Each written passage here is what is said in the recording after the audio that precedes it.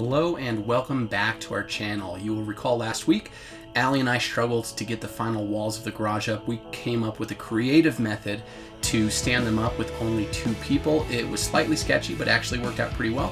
And we had some help at the end from our great friends and Allie's mom.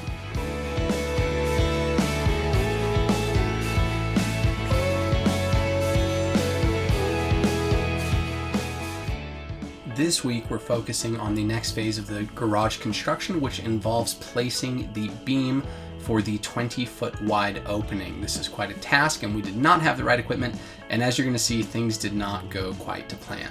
The first task of the day was to get trimmers set for the right hand side of the beam. I was joined by my brother Ben, and Ben is extremely good at this kind of thing. He was excellent help. I was so lucky to have him around. But nobody's perfect, as evidenced by the fact that Ben recently moved to Texas, which shows that he's clearly lost his mind. Nevertheless, we got the trimmer set and we were ready to build a little notch for our beam to rest in. When it came time to take measurements, things got slightly more interesting. You would think that if the plans had been followed for the foundation and the stem wall, that there would be no problem. Our opening would be exactly 20 feet and our stem walls would be exactly the same height. A little bit of measurement showed that this was absolutely not the case. I actually own a laser level, but I never seem to get outside when it's dark enough to take measurements with that laser level. So we did some math and a little eyeballing and some physical measurements to figure out if everything was going to be just right, and that prepared us to cut our beam. They're pretty big. As you can see, these beams were like 24 feet or something like that. We needed to cut just a couple of feet off of them, and they are LVLs that actually came in 3 pieces. So we had to cut 3 beams and then meld them together into one. Our idea to keep things light while going up the ladder, because that's how we were lifting the beams, was to cut them, set them individually, and then screw them together with the big SDS screws when everything was said and done.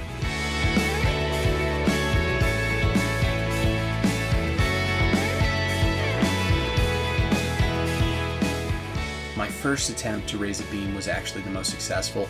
The notch gets tighter and tighter as we add more beams to it, so this one was pretty easy as there was nothing to get in the way. It did fall to me to raise both ends of this. Allie isn't quite tall enough, nor is my brother, to get these set on top of the post, so it was an interesting little process to get up the ladder while keeping my balance, and this one worked out just fine.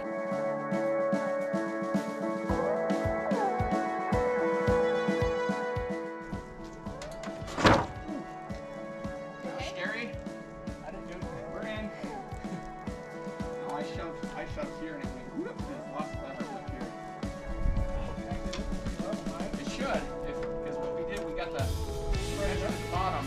Yeah, higher up. Awesome, great. What it means, well, that was really hard. There's always more. And here on beam number 2 is where things went wrong. Okay, then keep me upright. Okay.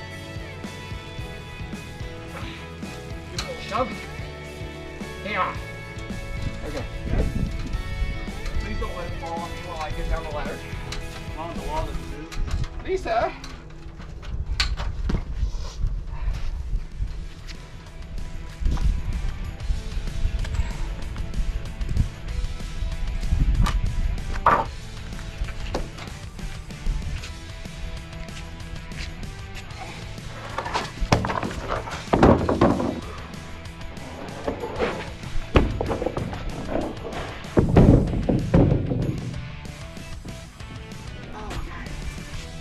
You ever been punched in the jaw? Woo! Ouch. Yeah, we got it. Forward pressure is key. I think at that point you're the one that hurt. Yeah, that's the problem, I think. Do you want, okay, do you want me to be standing on that ladder holding that one in place while you go up? To the side? I don't know, let's think of a safer way to do this. So fortunately, getting whacked by that board was not that big of a deal. I had a little bruising on the side of my face, but most importantly, we all stayed calm, which is great, because the last thing we need when we're doing something sketchy is for all of us to be out of countenance. Something we're enjoying about living where we are, you're about to see, is that we have the most helpful neighbors. They're kind and considerate and generous with their equipment and their time, and our neighbor Tim rolled up and offered to let us use some scaffolding because he was worried about us on the ladders.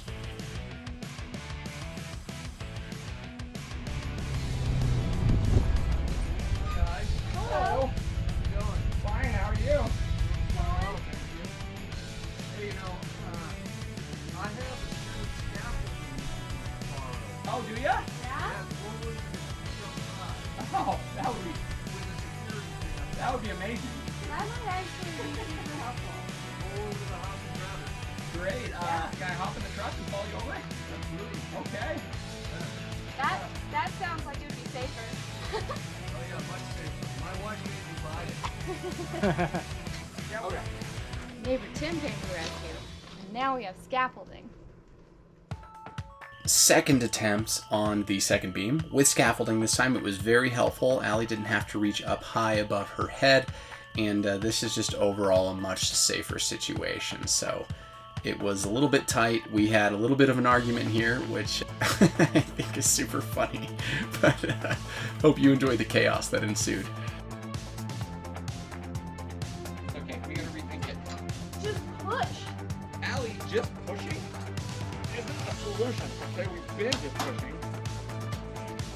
Just set it down. We're gonna use our brains.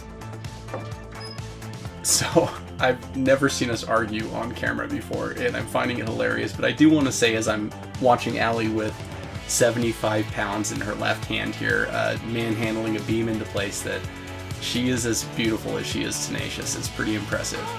Oh, we did it!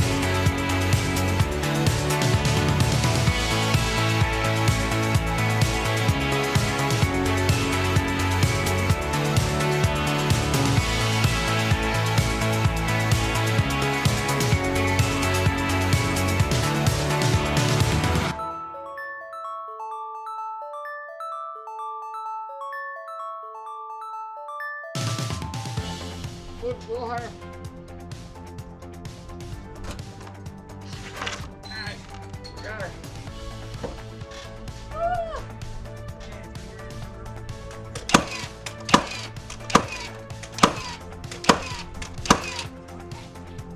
It takes a lot of nails, which you would know if you ever read the plans.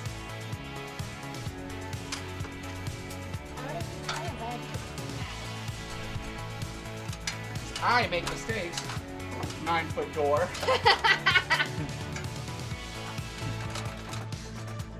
Very attractive black. We stood up that door and we were like, wait a second. That is really 8 feet. Plus a stem wall.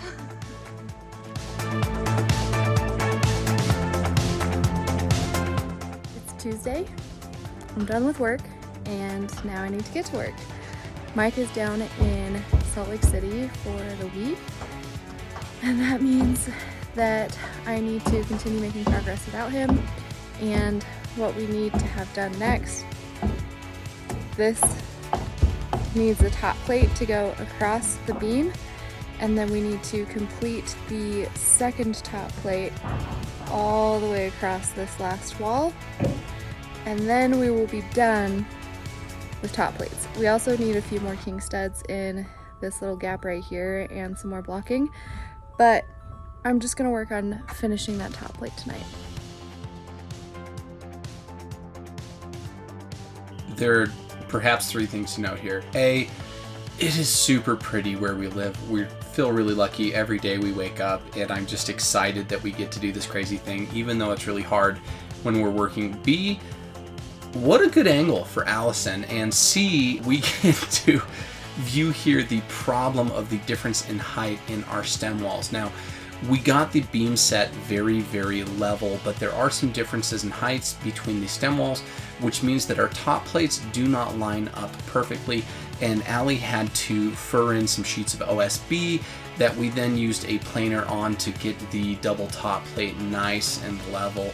It was a bit of a chore, but in the end it worked out really, really good, and I think that the people who are going to set our trusses, because I'm not setting those trusses, should be very happy with it.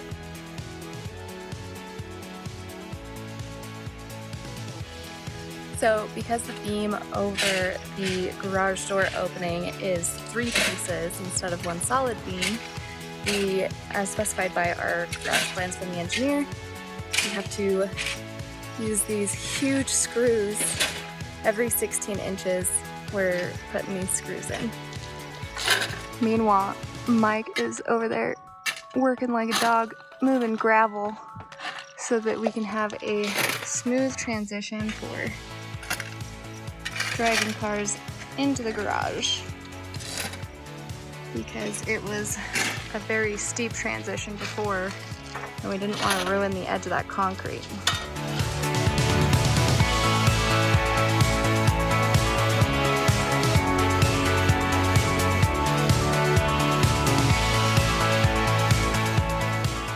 Thanks for hanging out with us. We're looking forward to showing you what we get up to next week, wherein I get a spectacular sunburn and we make new and interesting types of mistakes. So come and check it out. We look forward to spending more time with you.